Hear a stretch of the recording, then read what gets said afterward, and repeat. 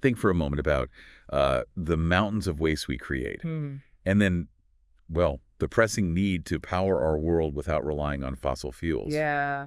It's a massive challenge, isn't it? Especially when you consider a country like Indonesia.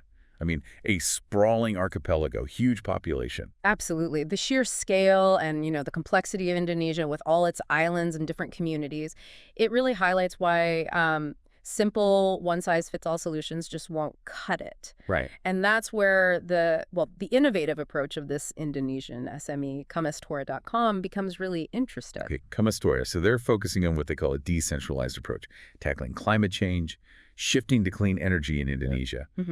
From what I've gathered, their core mission is sort of hitting two birds with one stone.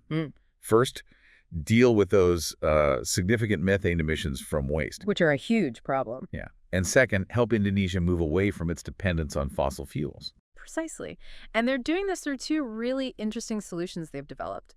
Community-based waste-to-energy, they call it TOS. TOSS, okay. And distributed hybrid renewable energy for community solutions, or DHYREC. DHYRES. Right. And these aren't just, ideas on paper. They're practical tools designed for, well, real-world use. So for you listening in, our mission on this deep dive is to really get under the skin of how comestoarra is using these TOS and DHYREC solutions, how they're tackling Indonesia's unique environmental and energy challenges, and crucially, how they're bringing local communities right into the heart of it all. Yeah, community focus seems key. And we're digging straight into the information provided by comestoarra.com itself to understand their approach. And what immediately grabs you, I think, is this core principle. Decentralization. It's not just a side that, it's like fundamental to how they see the path forward for a country as varied as Indonesia. Exactly. They specifically point out the difficulties with centralized and large-scale projects, things like the huge upfront costs, the really long timelines, the potential for delays. Central delays. It really makes you see why a different, more distributed strategy could be, well, much more effective here. Right. Centralized systems can offer advantages sometimes, but they often struggle with the logistics, the sheer diversity of a place like Indonesia.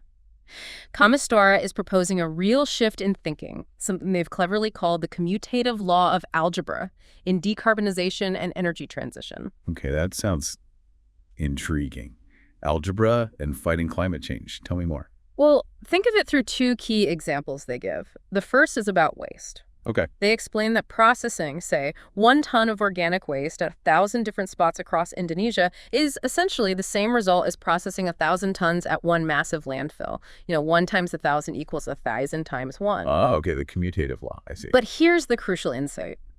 By spreading it out, you avoid the huge logistical nightmare and, importantly, the massive environmental problems, especially methane, that come with one giant landfill. Right. It breaks a massive problem down into many, many manageable ones. That makes perfect sense. Instead of one enormous problem, you have 1,000 smaller local solutions kind of bubbling up. What's the second part of their algebraic idea?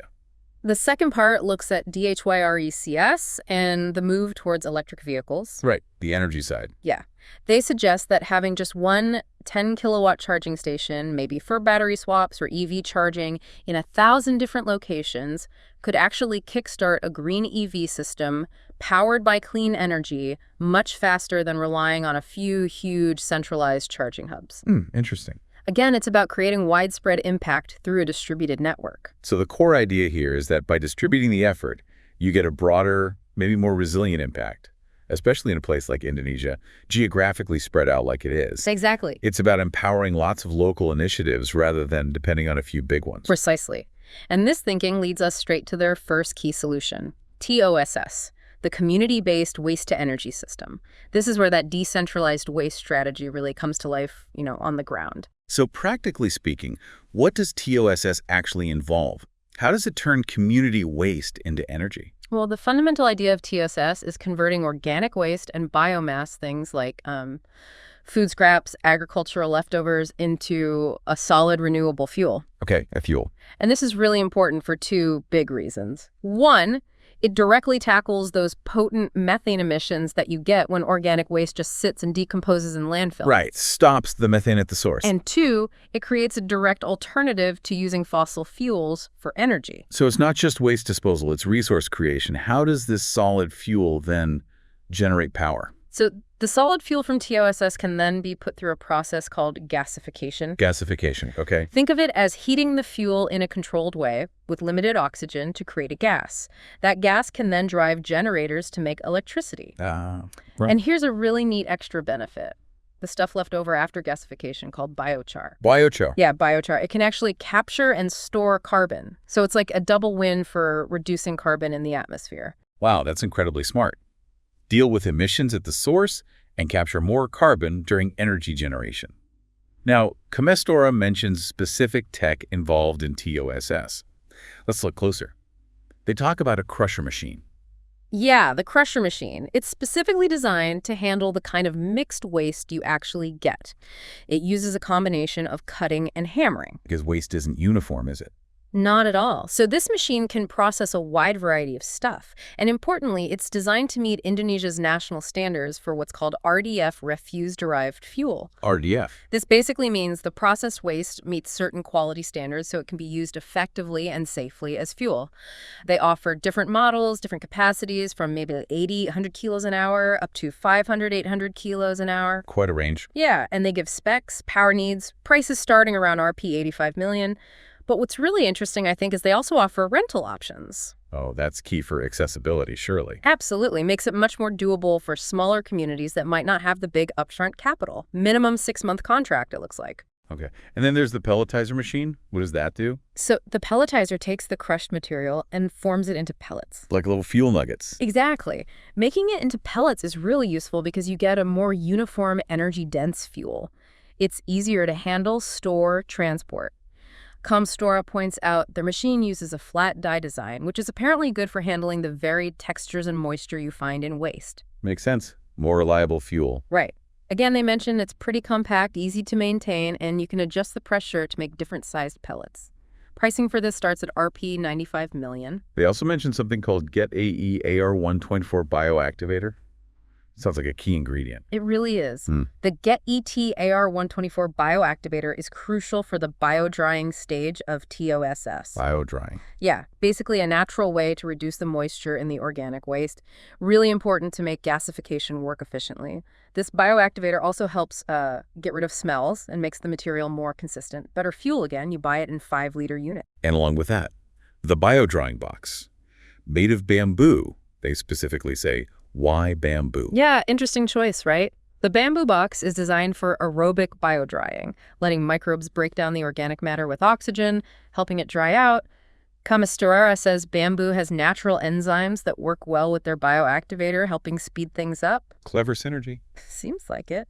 The standard box is 1 meter cubed. They also do a little mini biodrying box for home.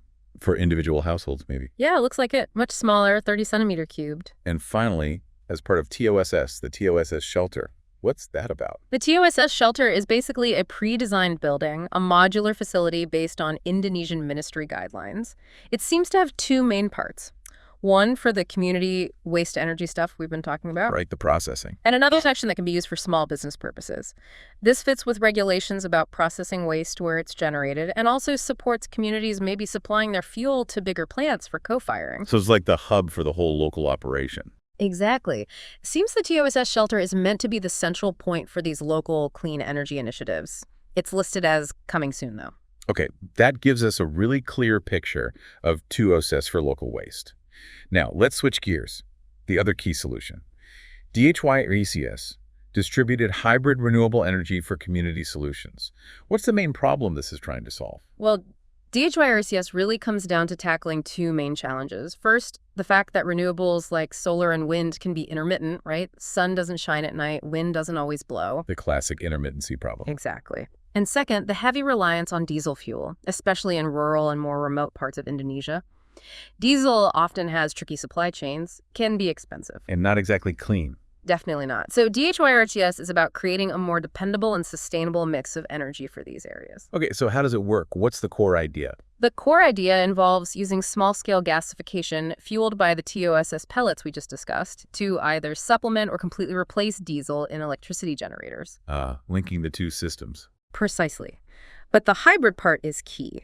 It means integrating this gasification with Other renewables, solar panels, small wind turbines, maybe even micro or pico hydro if the location allows. A mix and match approach depending on the place. Yeah. They specifically mention a Smart Eco Home initiative. What does that look like in practice? Well, the Smart Eco Home seems to be about applying DHYR redas at the household or small community level, installing small hybrid systems, maybe 5 to 10 kilowatts, Okay. combining different renewables with battery storage. This gives a more consistent power supply even when one source isn't active and lets people track how much green energy they're using. So like a village microgrid powered by sun, waste, maybe wind, with batteries. That's the picture, yeah. Reliable power from local resources. And they offer a distributed hybrid system solution as a product too. Yeah, this looks like a more standard package. Prices start at RP 55 million. It includes the basics, inverter, batteries, solar panel. The core components. Right. And importantly, it gives the option to add a gasifier and generator, probably that 5 kilowatt unit they also list, so it's flexible. Makes sense. Adapts to different needs. Interestingly, they also list an electric boat. How does that fit in? The electric boat is a really tangible example of how this integrated approach can work for transport too, especially in a country like Indonesia with so many waterways. Good point. This particular boat has an electric motor, batteries, and even its own solar panels on board for charging. Capacity of 20 people. It just shows how renewables can provide cleaner options for getting around. Priced at RP 115 million. Okay, so we've looked at the what of TOSS and DHYRECS. Now, the why, the impact, the benefits comestoarra is aiming for. They talk about significant carbon reduction potential. Yes, they do. They give a theoretical calculation, which is quite striking. Processing just 10 tons of waste per day with TOSS. They estimate could cut CO2 equivalent emissions by 16,000 tons a year. Wow, 16,000 tons from just 10 tons daily. How? Well, it comes from several things. Avoiding the methane release from landfill. Which is potent stuff. Very potent. Plus, reducing fossil fuel used for transporting waste long distances and displacing fossil fuels used for energy. And if you scale that up, imagine it running in 1,000 locations. The 1,000 by 1 idea again. Exactly. That potentially jumps to 1.6 million tons of CO2 equivalent reduction annually. That's like taking a massive number of cars off the road every single year. It's a really significant potential impact. That is huge. But their goals go beyond just emissions, right? It's not just about the CO2. Absolutely not. Comestoarra really emphasizes broader goals, creating jobs locally, empowering communities to manage their own resources and energy. Building capacity. Yeah, fostering skills through training, and ultimately contributing to the UN's Sustainable Development Goals. It's meant to be holistic. And it sounds like involving the local communities isn't just an afterthought, it's central. Completely fundamental, yeah. They say they involve communities in every step, from initial surveys to figure out needs and resources, through pilot projects right up to data collection and long-term management. So it's built with the community, not just for them. That seems to be the philosophy. Ensures the solutions are actually owned and sustainable locally. They also mention using tech like AI and IoT, the Internet of Things. How do those fit into this decentralized model? Well, they act as sort of powerful tools to make the decentralized approach more efficient and transparent. AI could analyze data on, say, the quality of the fuel pellets, ensuring consistency. Quality control. Right. And IoT devices could provide real-time monitoring. How are the energy systems performing? How much carbon reduction are we actually achieving?